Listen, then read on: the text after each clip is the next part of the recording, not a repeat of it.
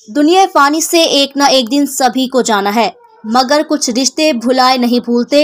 ईद के पुरमसरत मौके पर इन बिछड़ जाने वाले अपनों से कब्रिस्तान में मुलाकात से दिल का बोझ हल्का हो जाता है। ईद का दिन है, वालिदैन की कब्र पे आए हैं। ये दिन ऐसा है कि वालिदैन को भुला नहीं सकते हम इस दिन में। ईद का दिन है, वालिदैन की कब्रों पर आए। कुछ रिश्ते ऐसे होते हैं जो भुलाए नहीं जाते।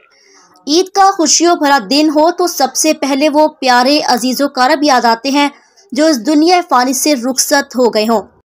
हम नाना की कब्र पर आए हैं और ऐसे रिश्ते भुलाए नहीं जाते और इनको याद करने का कोई वक्त नहीं होता।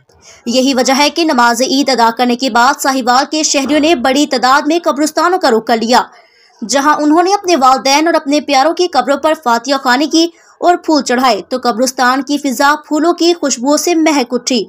शहरियों ने अपने प्यारों की कब्रों की सफाई भी की। कब्रिस्तानों में बच्चे भी वालिदैन के हमरा अपने अजीजों कारब की कब्रों पर दुआए मगफिरत करते नजर आए।